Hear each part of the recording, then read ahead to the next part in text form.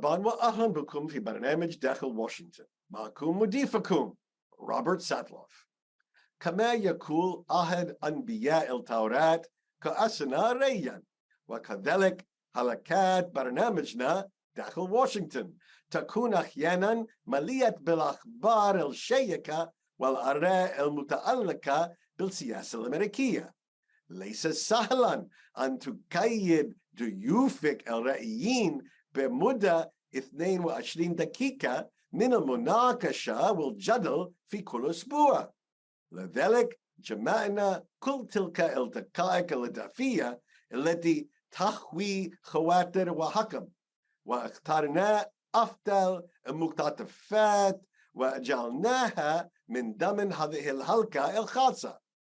سواء كنتم من أنصار دونالد ترامب أو من مؤيدي جو بايدن، إذا كنتم مدمنين على السياسة الأمريكية ستتعلمون شيئا جديدا من هذه الحلقة الخاصة من برنامجنا.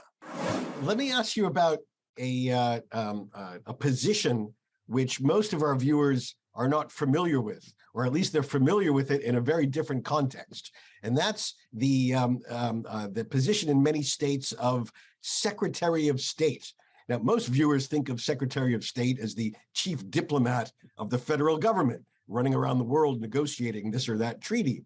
But almost every state in the United States has its own Secretary of State. Who is that person? What are they responsible for, and why do they matter? So every state has a chief election official. That person in almost every case doesn't actually run the elections. That's left to the local jurisdictions, counties, and in some cases cities. But every state has a chief election official whose job it is to support their election officials, to set statewide standards so they're consistent, to ensure that election officials have the resources they need. And in some cases, they have a very significant role in the post-election period to certify the election, to make those results official so that the winners take power. In most states, the chief election official is the Secretary of State. And in most secretaries of state are elected positions statewide. So there, in most cases, that will be either a Republican or a Democrat who is elected statewide. And these people do a remarkably good job, regardless of which party they come from. And we saw this in 2020. It wasn't just Democratic secretaries of state supporting the election of a Democratic presidential candidate in their state. It was also Republican secretaries of state supporting the election of whichever candidate actually won. We saw, for instance, Republican secretaries of state in Georgia and Nevada certify the election results in those states, despite the fact that the Democratic presidential candidate, Joe Biden, won the election in those states. Similarly, we saw Republican governors support that in states like Arizona and Georgia, despite the fact that the candidate they likely voted for did not win. So this role can be very, very important. It has a substantive role to support election administration and to set standards. It also has a very important role regarding the perception of the integrity of the elections. They want to make sure that they are not perceived as placing their thumb on the scale for their political party. And we have more professionalism in that role and in the local election officials' roles than we've ever seen before. We're really doing a very, very good job in terms of running professional elections that are completely transparent. But unfortunately, the perception that's being perpetuated by losing candidates is the opposite among some voters in the United States. In some places, have election deniers tried to get themselves appointed to these positions? So currently, there are no, to my knowledge, election deniers currently sitting in Secretary of State's roles. There are some people who probably could be doing a better job of supporting the integrity of elections and telling their voters that elections have integrity. But there are people who are actively running on a platform of election denial for Secretary of State or chief election official in some states. And that is, of course, problematic. I mean, this is, one of the features of a Secretary of State's job or a chief election official's job is to tell their voters that I am going to be a straight shooter. I'm going to count the votes as they are cast, and it doesn't matter who I want to win. Whoever you choose is going to take power. That is a necessary role in a democracy. David, since I have you, and I know you're always full of bursting with good ideas, if you could wave your wand, is there anything about our current election system that, other than getting the liars, cheats, and fraudsters out of it, that you could recommend to improve it? what would you suggest? Sure, there are some things to improve it. We have to recognize, first of all, we're starting at the highest point we've ever been in the United States of America with regard to professional, convenient, and secure elections. So that's important. So the work we need to do is, in actuality, is around the edges. It's a good idea to have, most places in the United States allow for early in-person voting and secure mail voting. That's a very good idea for integrity as well as convenience, because the more you spread voting out over a series of days and give people options, the more likely it is that you will discover any potential problem in the election system before election day. That's a really, really good thing. It's also very likely you'll see things like shorter lines on election day. That's what we saw in 2020. So making mail voting and early voting available to all voters to some degree. All states don't have to do it exactly the same way. But another thing that I'd really like to see, and it's probably number one on my list, elections have been perpetually underfunded here in the United States. The states want authority over elections, but they don't provide adequate resources to their own election officials to run them. And Congress sometimes passes legislation with regard to voting, but they also do not provide adequate resources. The latest budget included only $75 million for election security to election officials. That's literally 25 cents per eligible voter in the United States. That's woefully inadequate.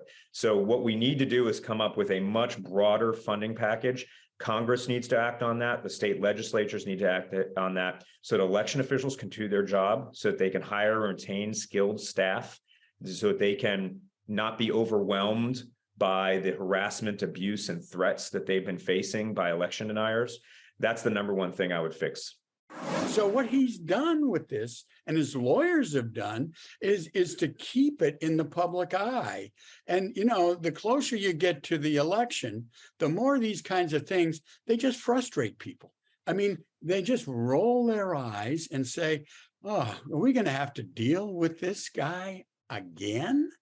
And so I think, and Republicans who initially jumped to his defense on this issue, oh, it's just a bunch of boxes of material. They've been very quiet.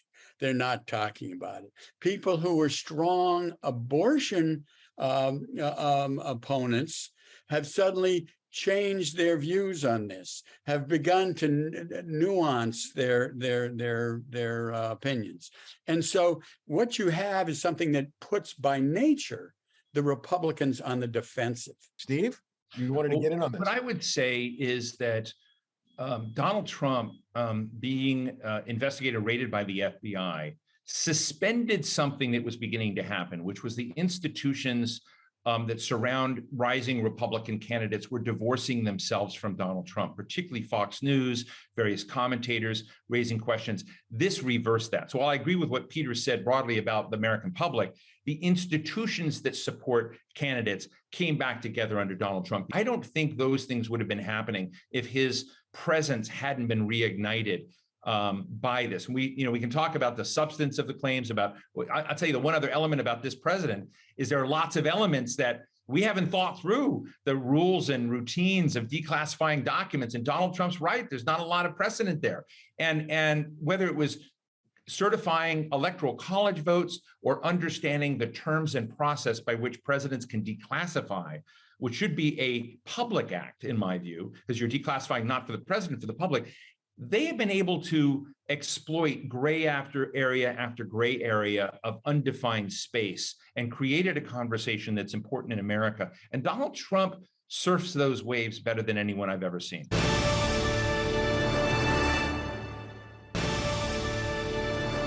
Our guest today is David Rennie.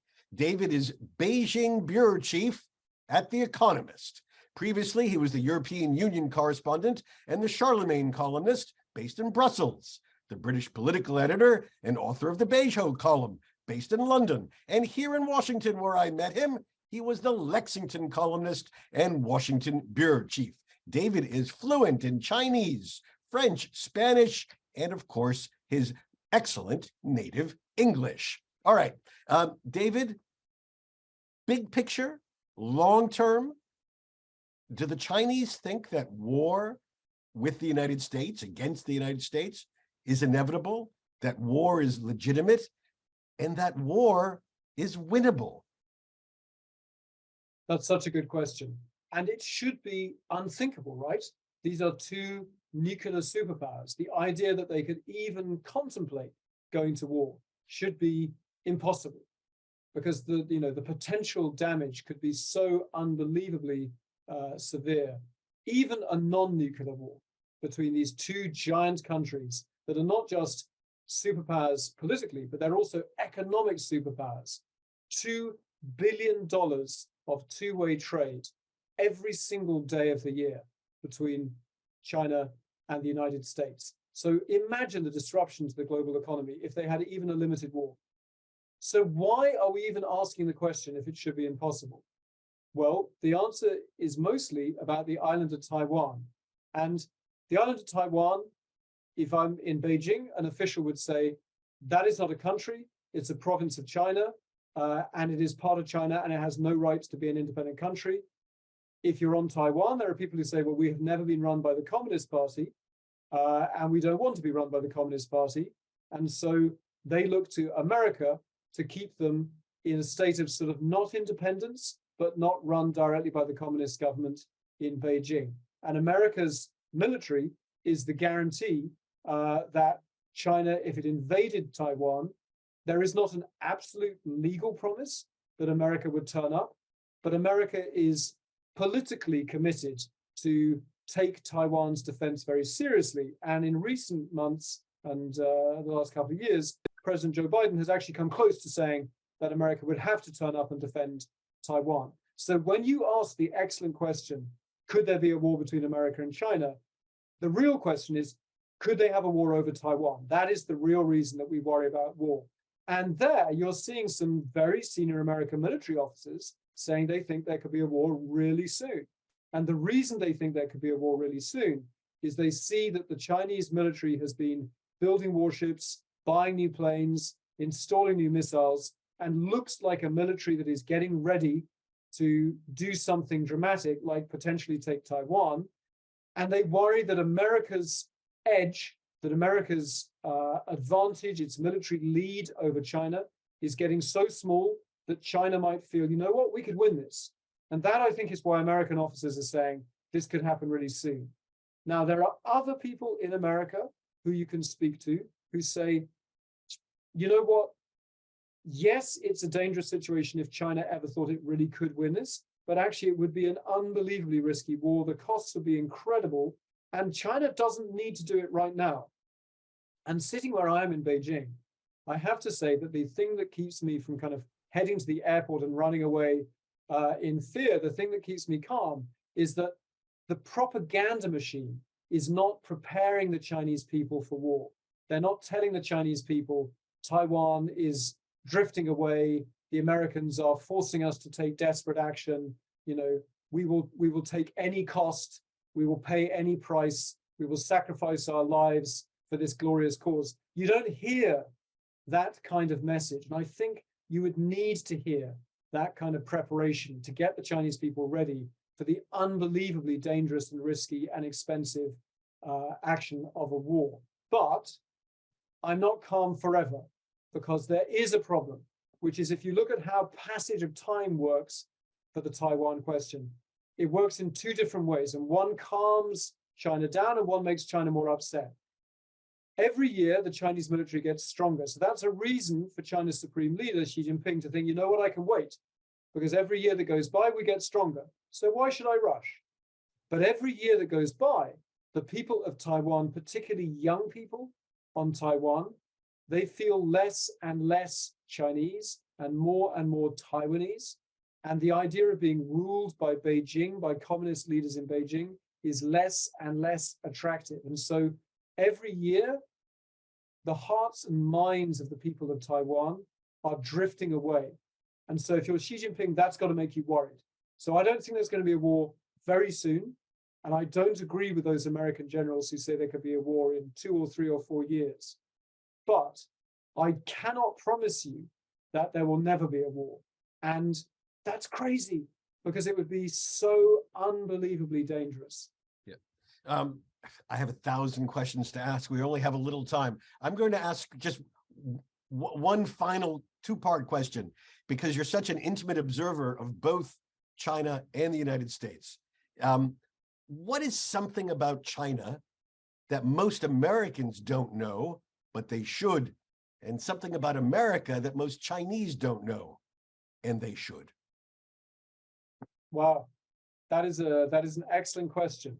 So I think that I'll start with what Chinese should know about America. I think they should know that they've been told at the moment that American democracy is incredibly chaotic and incredibly messy. And they're not wrong, right? I mean, I covered American politics for 9 years of my life. American politics is capable of making terrible mistakes. It's capable of electing bad leaders and good leaders. But the thing about American democracy is that it is the most efficient and powerful system that I know for correcting mistakes fast. You can have a bad president, you elect a different president, and things change. You can have a bad war, a bad policy, you elect a new government, a new party, and the new party gets to say, you know what? We didn't agree with that. We're going to change right now. The disadvantage of the Chinese system is that they've had the same party in charge for more than 70 years, and they cannot say that the previous policy was a terrible mistake because it's always the same party. And so it's efficient.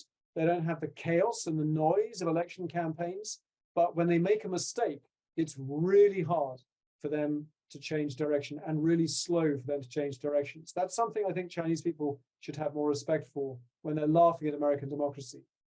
I think that Americans need to know that the Chinese, there's this story, how did China become so rich? And the Communist Party says, China became rich because the Communist Party is so good at running the economy. Actually, China became so much richer than it used to be because the Chinese people work unbelievably hard, and they study hard, and they are determined to do the best for their families. And so I think sometimes Americans think China got rich, and that's frightening, and that must be like an attack on America, and the Communist Party must be cheating. Maybe they stole our technology, they stole our jobs. And I think that that kind of angry accusation misses an important detail, which is that we should celebrate the fact that 1.4 billion Chinese people get up every morning, and the kids, they study so hard you wouldn't believe how hard they study because it's so competitive to get into a good school and then into a good university. And their parents work crazy hours to earn the money to give their kids a better life, and work just all hours, all weekends, all holidays. And so this is a place that has also pulled itself up. And I think that when Americans think that China's rise is about cheating and stealing, I think they're not giving enough credit to the amazing Chinese people who work unbelievably hard and have earned their success that we've seen over the last 30, 40 years. I was very intrigued, Mark, with the idea that we don't so much have a left-right divide in American foreign policy, but that we have a generational divide in American foreign policy. Can you? Is this something that we've seen over time? I mean, do young people tend to evolve over time in a different way, in a different direction in their 50s, 60s, and 70s than they were in their 20s, 30s, and 40s, or is this a relatively new phenomenon? Well, that's hard to say because we've been doing this survey for about 5 years now, so our longitudinal data is rather thin. But at the same time, I've looked at this in other organizations that are doing surveys as well, and it's around this time period, and it seems to be a fairly stable result, right? The 18 to 29-year-old group in our survey is most likely it's more likely than any other group. And a majority of them want to respond to China's increasing geopolitical influence and regional influence by drawing American troops down from Asia, not increasing American troops when given the choice, right? So the older generations tend to want to respond by increasing our troop presence there. You expect young people to be a bit more idealistic, right, and humanitarian minded when it comes to issues of responsibility to protect vulnerable populations.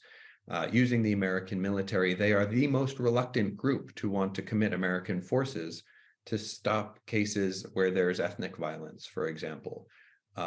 compared to their older counterparts. They're least likely to support drone use. They are least likely to support weapon sales to Israel and Saudi Arabia. So they do, I think, have a sort of a cowed or a sort of more modest vision for what America's international role should be. And I don't think that's, again, surprising given their experience of American power. They didn't live through the heady success of the Cold War or the victory of, let alone, World War II, and see what American power could do.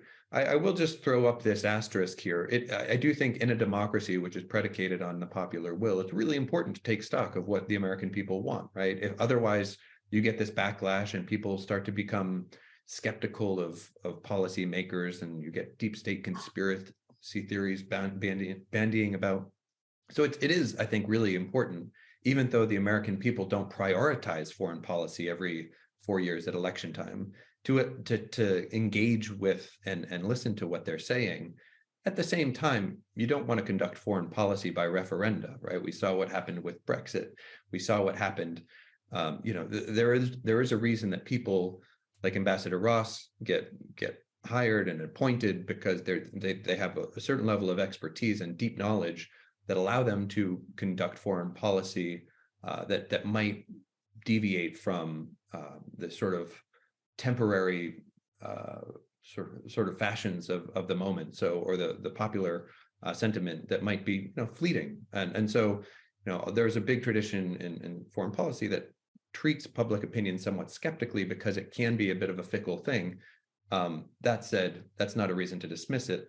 So please do read our report at egfound.org. I'd be remiss if I didn't promote it. So Dennis, just before we close, so how have you evolved over the years? Are you a bit more hawkish or a bit more dovish today than you were 30, 40, or God forbid, 50 years ago? Yeah, so I think it's fair to say that I was very active in the, to date me precisely, in the anti-war movement against Vietnam. Oh, not against the Civil War, though, right? You don't go that far back. I don't go that far back, but I would have to study that carefully. Yeah, I would say that I have looked carefully at what are the consequences when American power is not in evidence, and when vacuums form and the worst forces end up filling it, and then it tends to draw us in, so the price we pay is dramatically higher. So, and that's why I get back to this point about, I do think there's a need for kind of constant explanation. There's not enough of that that's done. And I want to show some of the parallels with the past.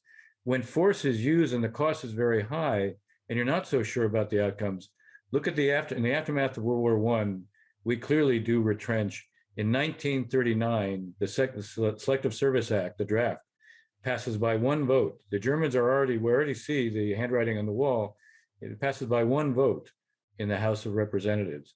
It's not surprising that the reaction to our involvement in Iraq and Afghanistan should create, justifiably in some respects, a hesitancy about how and where we use force.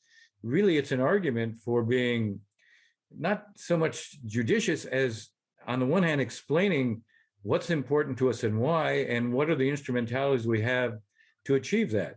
You never want to take force off the table, because diplomacy without the backing of coercion doesn't impress anybody. And so you have to have that element, but you also have to be a whole lot smarter how you use force. And you also have to recognize it's not a binary choice of either we're putting 200,000 troops on the ground or we do nothing. بهذا نصل لنهاية هذه الحلقة من برنامج داخل واشنطن. إذا كانت لديكم أي استفسارات أو تعليقات حول هذه الحلقة، أرجو أن تتواصلوا معي عبر تويتر على هاشتاغ Inside Washington أو أن تراسلوني مباشرة على @RobSatloff. أراكم الأسبوع المقبل، وحتى ذلك حين شكرا لكم وإلى اللقاء.